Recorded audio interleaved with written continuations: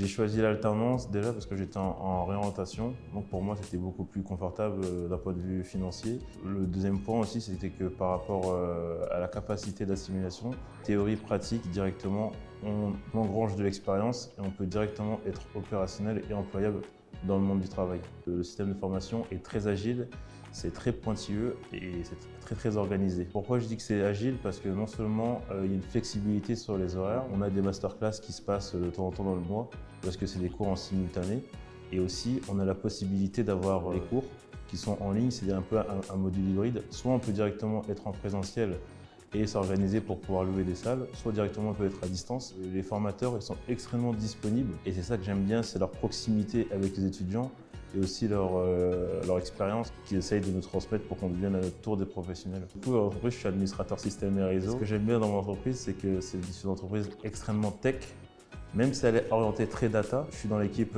pôle DSI et infrastructure. Et ce que j'aime beaucoup, c'est que non seulement on est plus de 5 ou 6, mes collègues, ils ont entre 15 et 20 ans d'expérience. Il y a une ambiance bon enfant.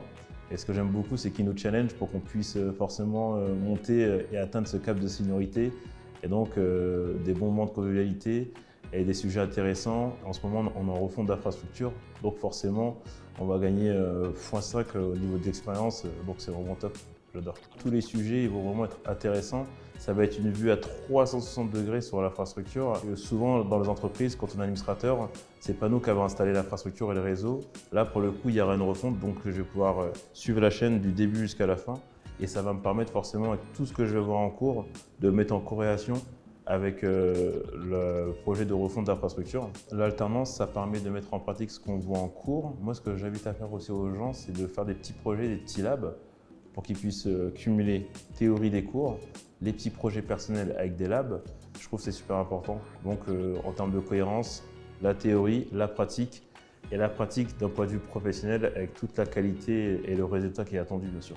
La capacité à analyser, à comprendre le contexte, prendre de la hauteur et à être force d'exécution sur l'action que je vais pouvoir accomplir. Le conseil vraiment que j'aurais voulu qu'on me donne avant que je fasse de l'informatique, intéressez-vous à l'informatique de manière générale. L'informatique, ça évolue énormément, mais pas forcément rester dans sa zone de confort. Qu'on soit développeur, qu'on soit administrateur ou qu'on soit dans le côté data ou cybersécurité, il faut avoir une vue d'ensemble 360 degrés sur un socle technique.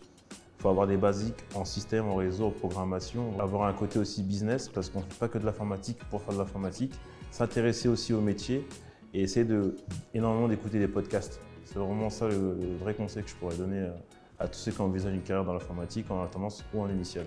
Une formation en alternance qui est très solide et agile et très organisée.